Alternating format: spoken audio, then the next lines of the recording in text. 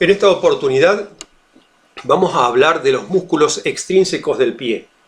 Antes queremos saludar a Roberto Alcaraz, que nos escribe desde México, comentándonos que sigue los videos de nuestro canal. Para comenzar, vamos a recordar algunos tips para entender el movimiento, que repetimos siempre en el comienzo de estos videos de miología. En primer lugar, vemos que para que una articulación se mueva debe haber un músculo que debe pasar por sobre ella. También tenemos que tener en cuenta que todo músculo, cuando se contrae de manera heterométrica concéntrica, se acorta, es decir, disminuye su longitud. Y al hacerlo, aproxima a sus propios puntos de origen y de inserción. Algo que es importante remarcar especialmente para los estudiantes que recién inician en el análisis del movimiento y de las acciones musculares es que ningún músculo es antagonista de sí mismo. Es decir, que si flexiona una articulación, no va a ser el mismo músculo el que la extienda. Para que esto ocurra, para que se produzca la extensión, deberá haber otro músculo con acción contraria, con acción antagónica, que cumpla con esa función. Y esto ocurre simplemente porque, como dijimos anteriormente, cuando el músculo se contrae, se acorta y así aproxima los puntos de origen e inserción, nunca los va a alejar. Otro aspecto importante de considerar es si la acción muscular vence a una carga, como por ejemplo al estar sentados nos paramos, los músculos extensores de la rodilla y extensores de la cadera fundamentalmente van a vencer la carga, van a vencer el peso corporal, y desde ese lugar, de esa manera, la persona puede ponerse de pie. O si contrariamente el movimiento que estamos analizando es determinado por la fuerza de la gravedad que supera la acción muscular que se opone a esa fuerza de la gravedad de manera heterométrica excéntrica, como sería el caso de una persona que estando de pie se sienta lentamente. En esta situación la gravedad superaría la acción muscular, que hay una contracción, no es que el músculo está relajado, existe una contracción, pero de tipo heterométrica excéntrica.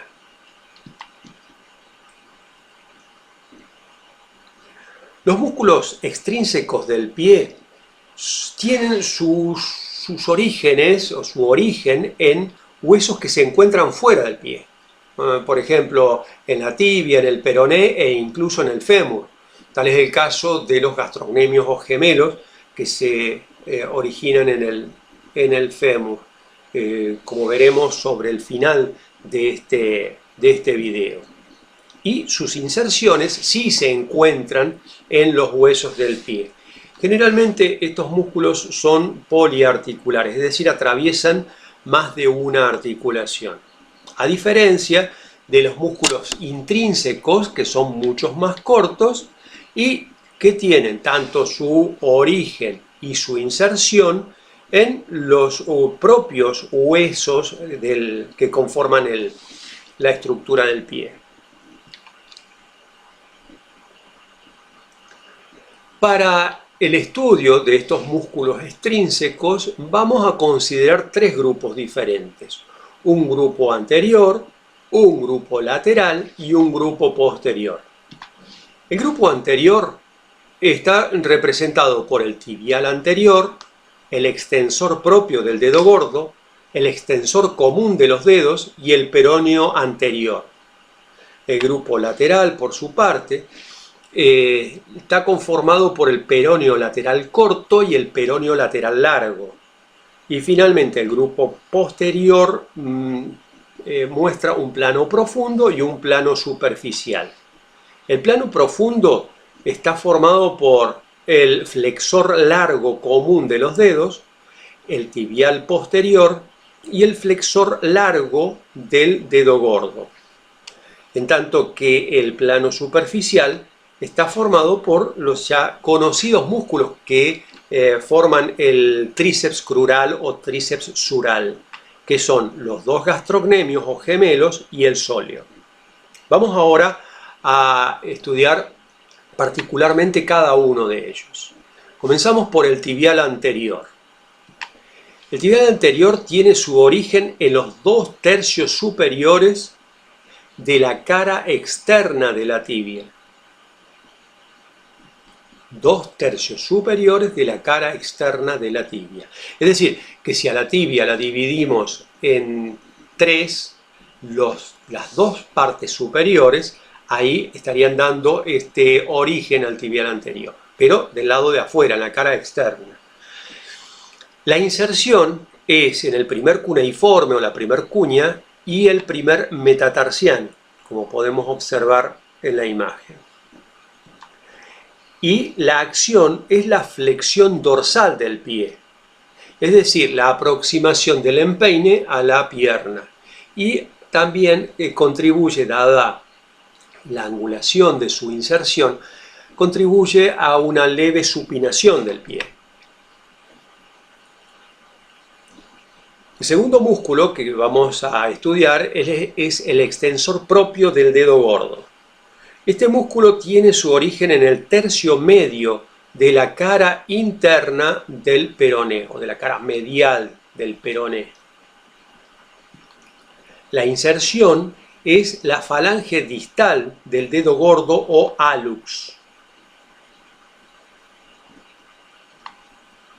Y su acción es fundamentalmente una flexión dorsal, también acompañada de una leve supinación y, bueno, como su nombre lo indica, extiende específicamente al dedo gordo o hallux.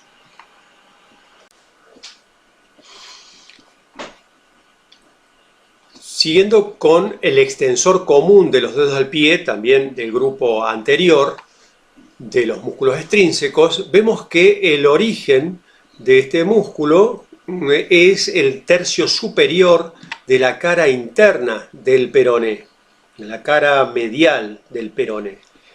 Y su inserción es la segunda y tercera falange de los dedos 2, 3, 4 y 5.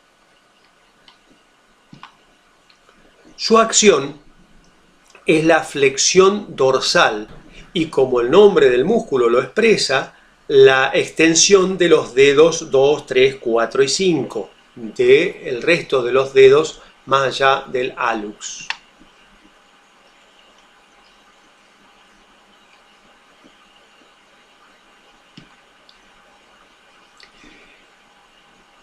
El peroneo anterior es un músculo que tiene una particularidad, no es un músculo regular, es decir, no siempre existe en todas las personas. El origen es la porción inferior de la cara interna del peroné, es un músculo más corto. La inserción es en el quinto metatarsiano y la acción es la flexión dorsal acompañada de una eversión del pie.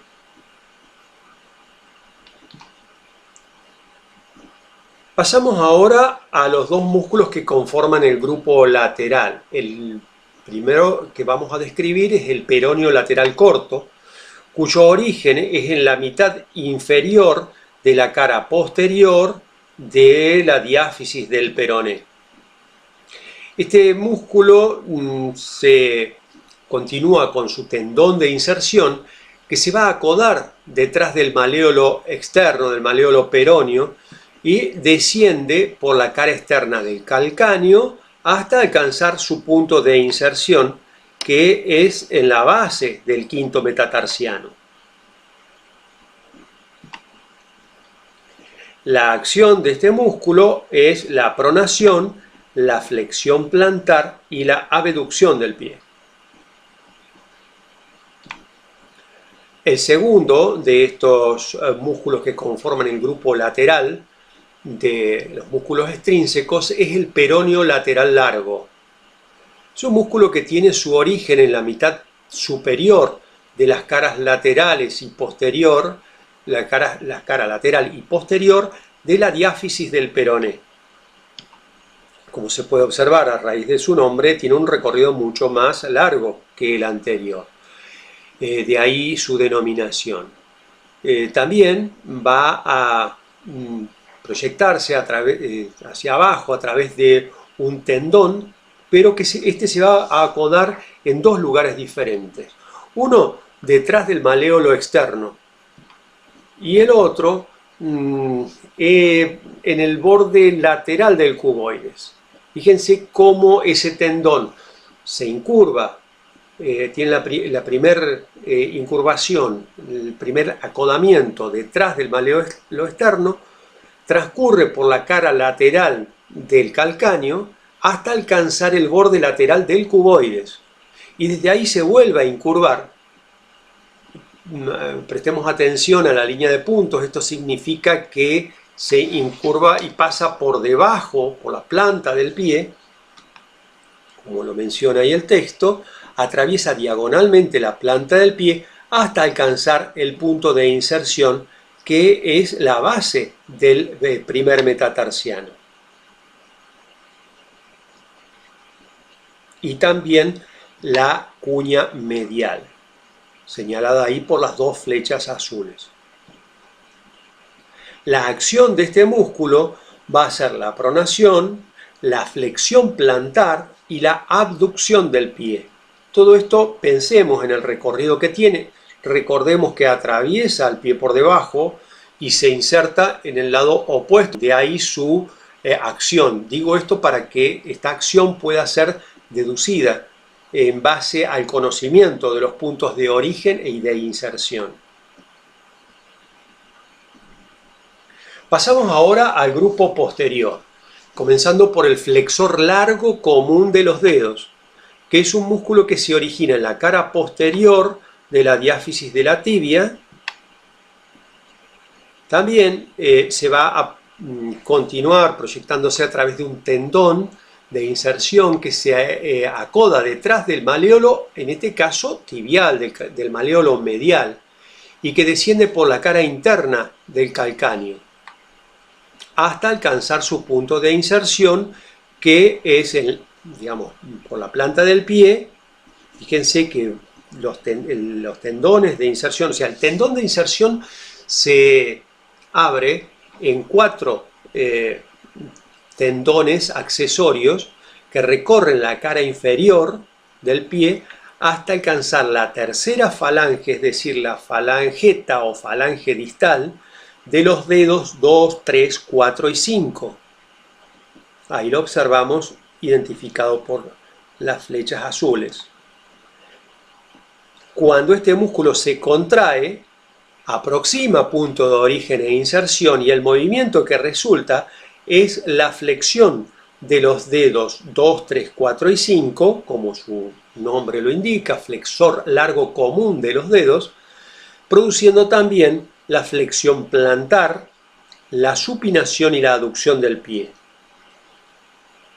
Cuando produce la flexión plantar, vemos también que es un músculo que tiene su actividad, su acción en las acciones de caminar, de saltar, de correr, y también es un músculo de frenado del pie que contribuye a la estabilización en el frenado.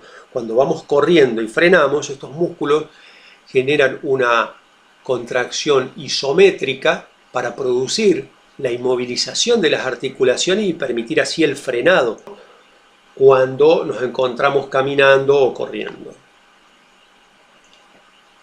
Otro músculo que integra el grupo posterior de los músculos extrínsecos del pie es el tibial posterior. Este músculo tiene su origen en la cara posterior de la diáfisis tibial y lo comparte también extendiéndose hacia la cara posterior de la diáfisis del peroné. También desciende proyectándose a través de su tendón de inserción, que se acoda detrás del maléolo medial, es decir, del maléolo tibial. y se divide también en ese tendón en tendones accesorios para alcanzar su inserción en la cara interna del escafoides, como se puede observar ahí, en la cara inferior del resto de los huesos del tarso anterior.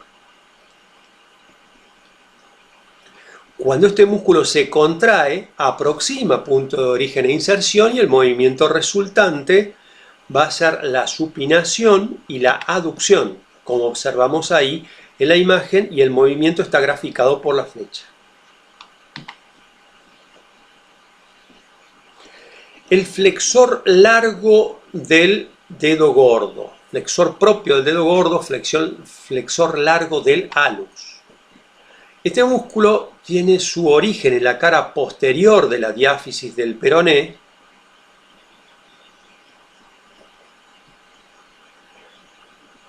al igual que el resto, va a proyectarse hacia abajo a través de un tendón que se acoda en un canal situado en la cara posterior del astrágalo. Y luego va a recorrer la cara interna del calcáneo para dirigirse al punto de inserción, que es la falange distal del hallux. La falange distal, es decir, la segunda falange, recordemos que el hallux tiene dos falanges solamente, y en la falange distal, la segunda del hallux, que observamos ahí, para producir su acción. Volvemos otra vez con el mismo algoritmo de razonamiento. Cuando el músculo se contrae, se acorta, y al acortarse aproxima la falange distal del hallux a la cara posterior de la diáfisis del peroné. Es decir, va a producir la flexión del dedo gordo, como observamos en la imagen, y va a contribuir también a la propulsión al caminar. ¿Por qué? Porque va a contribuir a la flexión plantar, igual que el caso anterior. Y también, como decíamos, cuando estos músculos se contraen de manera isométrica y movilizan las articulaciones que atraviesan para permitir el frenado en la caminata o en la carrera.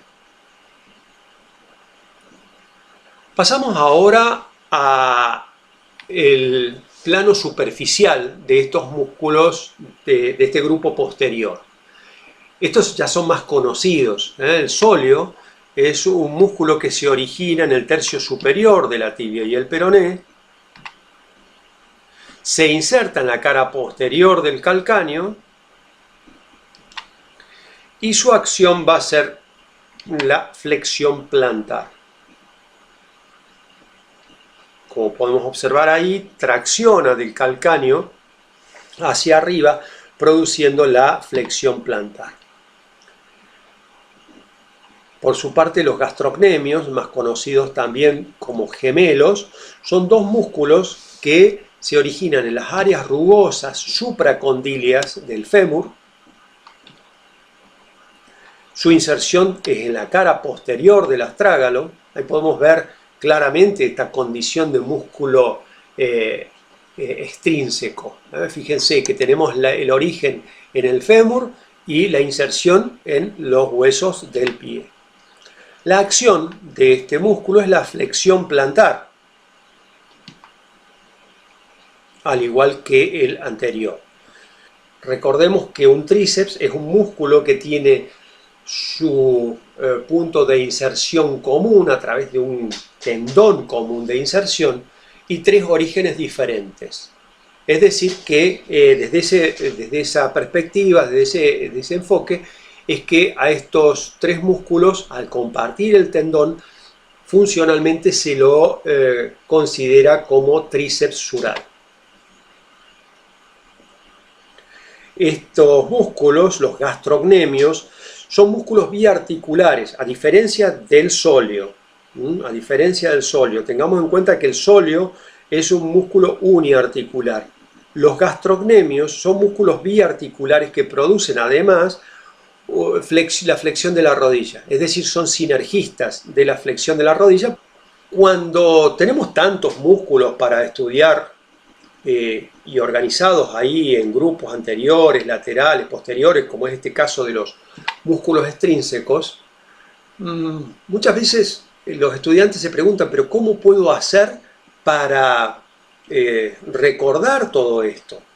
Y con la intención de contribuir a este recordar los nombres de estos músculos, compartimos una mnemotecnia que hemos tomado del canal de Leo Coscarelli de la Universidad de La Plata, pero que me parece que es muy útil a la hora de organizar el estudio. Para el grupo anterior, para los extensores, la mnemotecnia es tía gorda come peras. ¿Qué representa esto? Tía nos está mencionando al tibial anterior, tía, gorda, extensor propio del dedo gordo, come, extensor común de los dedos, y peras, peroneo anterior. Para el grupo lateral, peco, pela, peroneo lateral corto, peroneo lateral largo. Y para el plano profundo del grupo posterior, tenemos fleco tipo gordo, flexor común de los dedos, tibial posterior, flexor largo del dedo gordo. Bueno, y el plano superficial no creímos necesario una mnemotecnia porque son los músculos justamente más conocidos de la pierna. Si este video te ha resultado de interés, te pedimos como siempre que nos acompañes con un me gusta y te suscribas a nuestro canal. También podés enviarnos el saludo desde el lugar de Hispanoamérica que nos estés siguiendo y acompañando en estas producciones, y con mucho gusto enviaremos los respectivos saludos. Hasta un próximo video, muchas gracias.